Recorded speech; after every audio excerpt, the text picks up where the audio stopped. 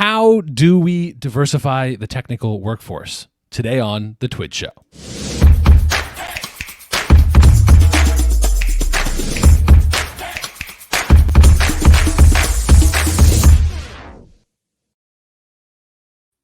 Hey, I'm Chris Wink, CEO of Technically. Welcome back to The Twid Show, a weekly conversation on building better workplaces. Today, we're talking about a sticky, ongoing challenge of diversifying the fastest growing portion of our economy, the technical workforce. To do that, I am joined by none other than Nimit Maru. He is the CEO of Fullstack Academy and the Grace Hopper program. Nimit, thank you for being here. Thank you for having me, Chris or Christopher. Love to. Well, who's to say? Yeah. Who's to say? We call it both. I mean, with names, you know, that's my complexity. You don't know if it's Chris or Christopher. I will stumble over your name like a fool. That's the trade we got. Now, Nimit, I know Fullstack and Grace Hopper program from afar. We've reported on portions of it in the past. Why don't you start us off during your career here? How has the tech workforce changed, and perhaps put Fullstack Academy and the Grace Hopper program into context? What is their contribution to the changing landscape? Sure, absolutely. I can start all the way back to my undergraduate education, where I was a student studying computer science, and in our program, I remember just kind of anecdotally that we had about one woman for every like 9 or 10 men in our program, just as a broad statistic. And this was something that was just accepted at the time. So I think this is, and this was, I'm going to date myself a little bit, but this was about 20 years ago. And that's where we were. What's ironic is actually, if you look back at the history, even 40 years ago, there was a period where there were actually a lot of, we were not very racially diverse, but there were a lot of women programming. But then what happened in the 80s and 90s is that somehow that just dipped to a very alarming level. So that's where we're coming from. Today, things have changed. Things have changed today, and I think a lot of things have changed for the better. We have a lot of progress to make. I think one of the biggest things that people think about when we think about why do we want diversity in tech, what is the motivations? And I think each person has their own personal motivations. I think for me, there are 3 things that really stick out.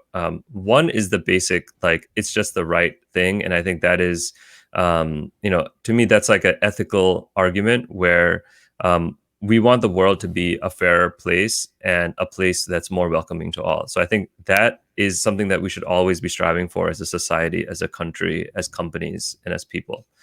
The second one to me is a more practical argument where I see, like, if we are not including everybody in our in our search for the best folks for the role that we need, if we're not including everybody in the whole population in that search, I think we're doing a disservice to whatever roles we're recruiting for. We're doing a disservice to the whole tech community that we're only, let's say, the example of women and men is easier just because there's a broad 50-50 slice of the population that's one or the other. Well, if you're only selecting the best people from half of the population, you're really doing a disservice to your own company and the field. And I think so. That's the second one. And then the third one, and this is where I think Fullstack Academy and Grace Hopper, the Grace Hopper program, come in, which is, in my mind, the seat at the table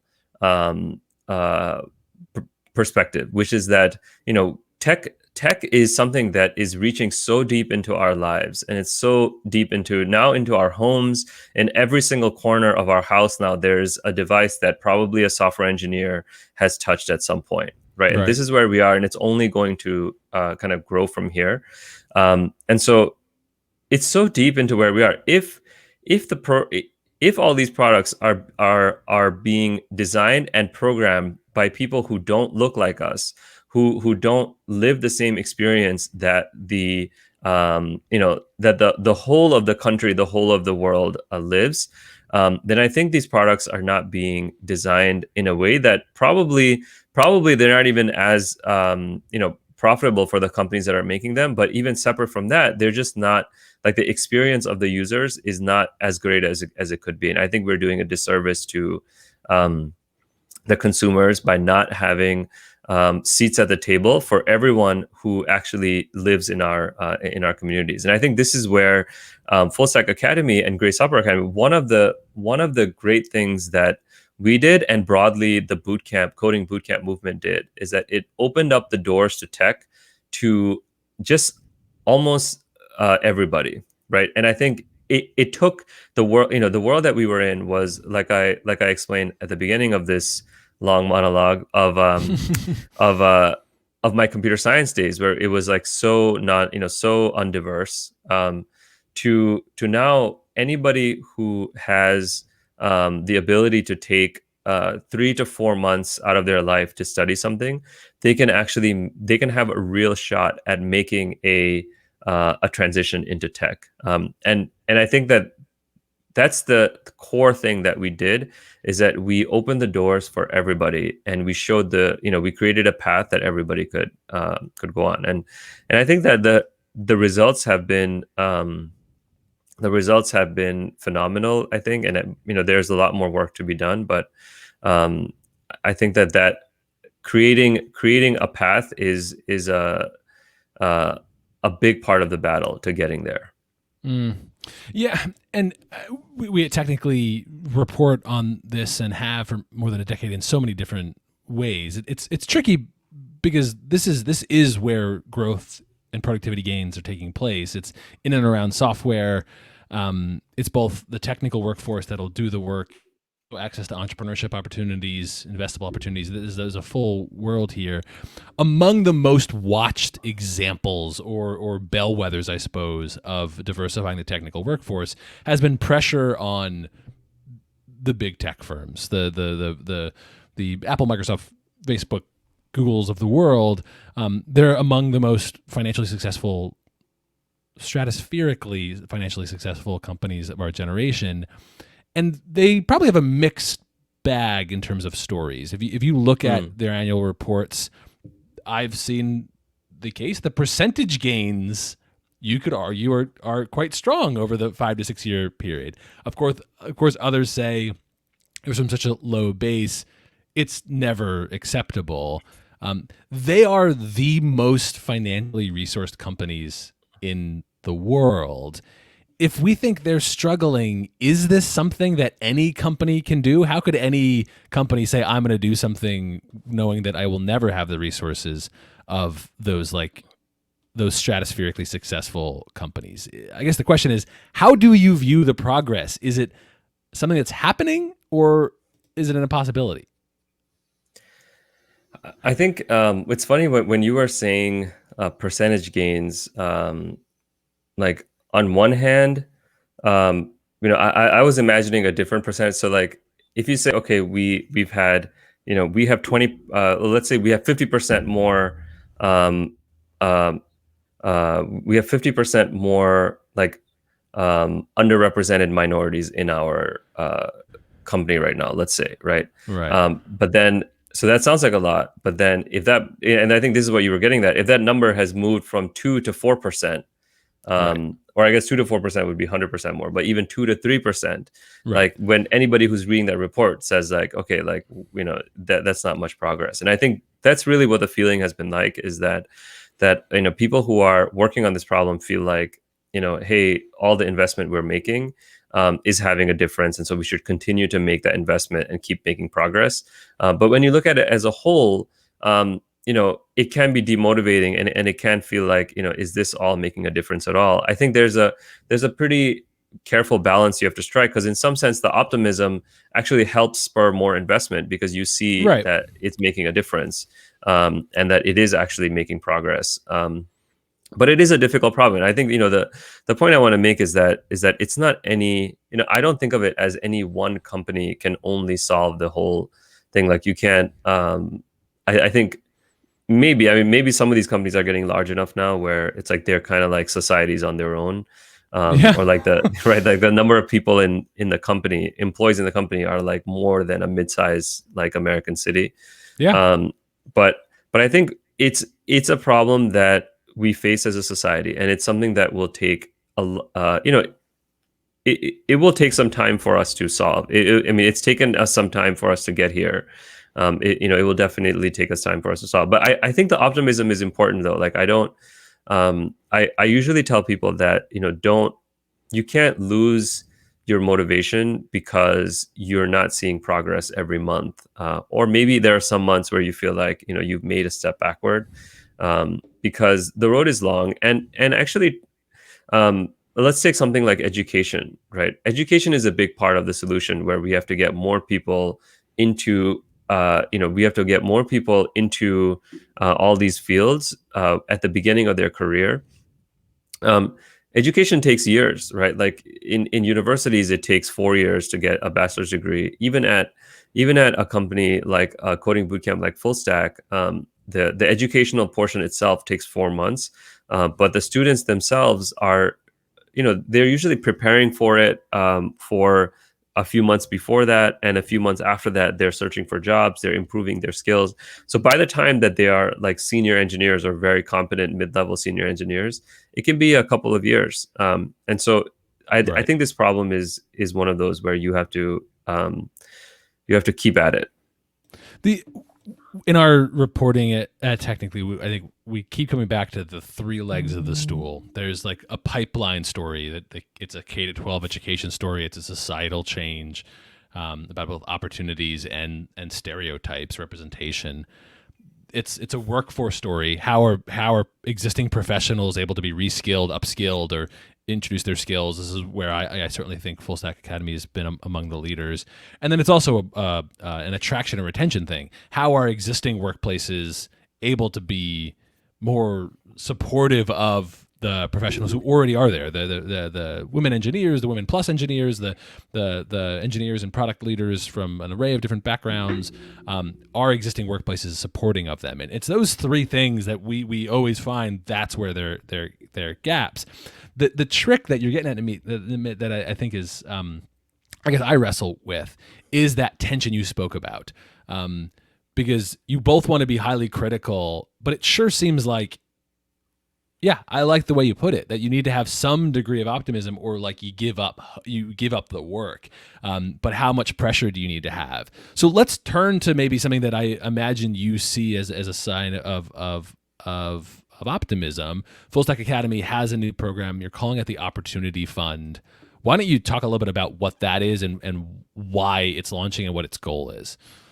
Sure, absolutely. So the Opportunity Fund launched in June this year, and um, it's a program where we have a little over $1 million of full scholarships available for Blacks and African Americans, to come and take our program, and have the full experience in everything from education to career services, completely free of tuition.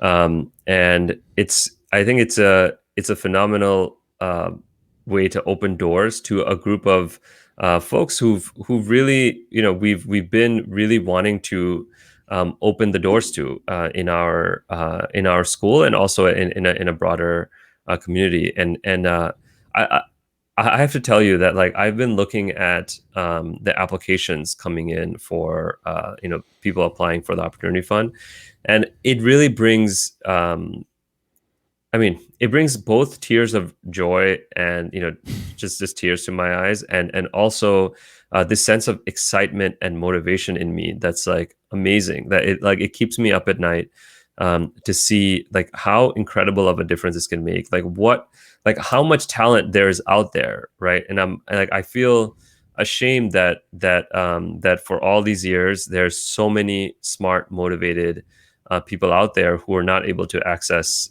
this field.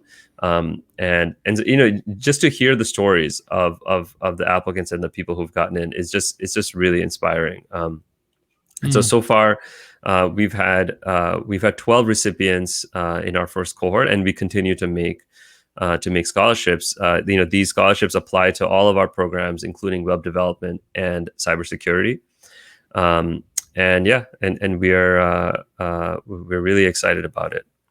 We'll make sure to put a link to the Opportunity Fund program and more information in the comments and in the recap article. And technically, Nimit, I lose you in a moment, so maybe send us out with any steps you'd want those listening to take if they're hiring managers, HR folks, people officers, CEOs, founders of companies, or maybe they themselves are technologists or tech adjacent folks who want to make a change. What do you think is actionable here? To your point of not being lost in relatively small numbers, what do you challenge those around you to take into the world and make a change here?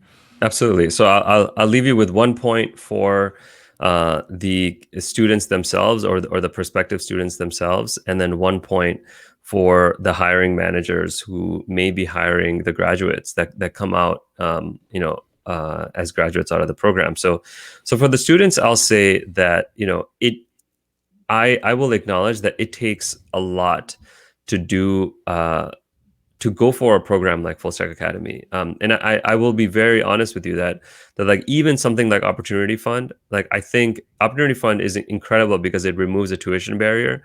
But it doesn't remove every single barrier, and I 100% acknowledge that people have families, you need an income to survive, you need to pay your rent, especially in the world that we are in right now. So there are a lot of barriers, and it takes a lot for you to prepare to do this.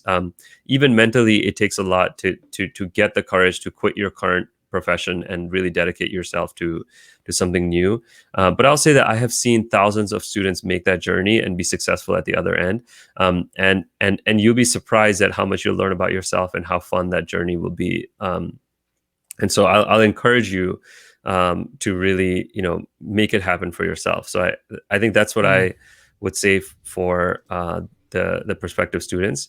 I think for the hiring managers, I'll give them the other side of this, which is that like you will be surprised at how incredible these students are, and just basically their only fault is that they haven't been educated in kind of the traditional system of like 4-year computer science education, and fortunately for them, and fortunately for you also, that system is going away. Like computer science programs are not producing nearly enough engineers that the world needs. Not even nearly close, and that gap is just widening. There's no way for them to keep up with the number of seats that are needed, and so. Like I urge you to create welcoming and kind of supportive environments to hire somebody who is coming out of a program like a bootcamp, and for any entry-level engineer to have an apprenticeship program, to have a mentor in place, somebody who's a senior engineer when somebody comes in for the first 6 to 12 months to kind of help them get there. And if you do that, you will be amazed by year 2 or even by the end of year 1. You'll be amazed at the results you get.